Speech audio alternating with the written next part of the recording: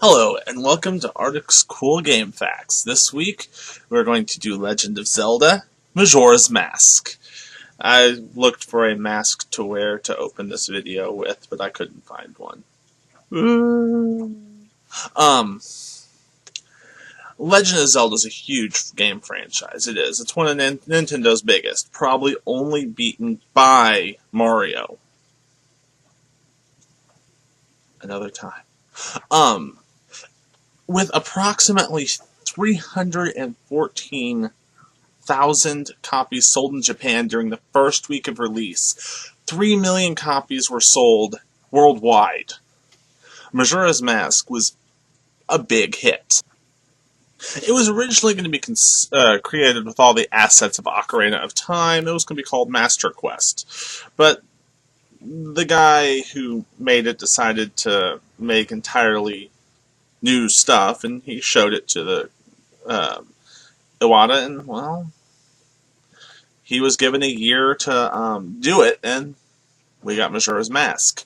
It was originally planned to be released on the IQE player, Chinese version of the N64, but it's theorized that the dark undertones and imagery was just too violent to pass Chinese censorship laws. It is the only other Legend of Zelda game to be a direct sequel. The only other one being Zelda 2, which I've heard was not very popular. In the early versions of Majora's Mask, the moon had no face. This could explain why the promotional art shows the moon with no face. Link can get a free trip on Old Kome's boat cruise in the southern swamp by taking a picture with the pictograph box and giving it to the guide. The prize for the pictograph is a choice between 10 rupees and a free boat cruise.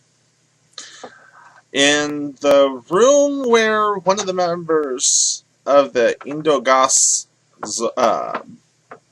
the Zora band, are practicing their instrument. Each room, they're playing different tunes from different old Zelda games. When you first meet the man who sells masks, look at the mask on his back. It's Mario. Weird, right? If you break a sign and play the Song of Healing, it will repair itself right before your eyes.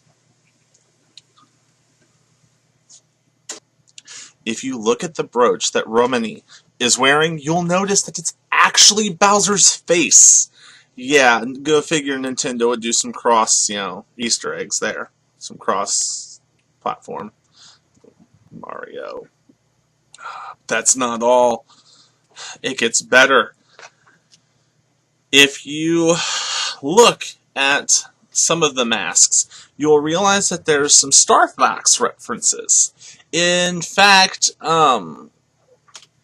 they're organized together, so you have like the Caton mask is Fox, the Bremen mask is Falco, the Bunny Hood, Peppy, and Dongero's mask, Slippery, the Mask of Secrets, Pigma. So, yeah. The game originally had, in the game, there are unused cutscenes that show the Great Fairy training Link with his new abilities instead of just magically giving them to him. There is a lone bird flying in a circle around the town walls. Play the ocarina in front of it and it will drop a rupee. If you place a bomb near the Gossip Stone, the blast will turn it into a makeshift rocket, and after a brief countdown, it will launch. If you play the Song of Storms near the Gossip Stone, a fairy will fly out and replenish your health. There's a mini game where the postman asks you to stop a clock exactly at 10 seconds.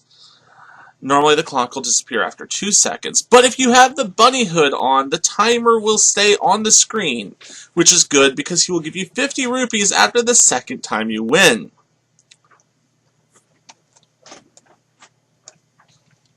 During the final boss fight, there are flower symbols on the floor. The player is actually able to go inside of them with a Deku mask. Not many people know this because the Deku mask on the final boss is considered the hardest way to defeat it. In the ancient castle of Ikana, if the players go to the southeast part of the courtyard, there will be a pillar. If you manage to get on top of it, you'll find a paper airplane. It cannot be picked up. It has no significance whatsoever, other than the fact there's a paper airplane on top of the pillar. If Link is wearing the captain's hat during the fight with Igos Ikana, I hope I didn't butcher that name. I probably butchered that name. A cutscene will take place where he will mistake Link for Captain Kita, a military general for the Ikana. When he realizes that Link is too tiny to be Kita, he'll resume attacking. At the beginning of the game, you'll come across a dead Deku-like figure, who we can presume that this Deku shrub died in a horrible, horrible way. At the beginning of the game, you'll come across a warped, dead Deku-like figure. Additionally, later in the game, the Deku butler directly states that Link reminds him of his son, and he's seen weeping over at the fridge at the end of the credits. My guess is that the butler's son is the warped, dead Deku, and his spirit has been with you through the whole game.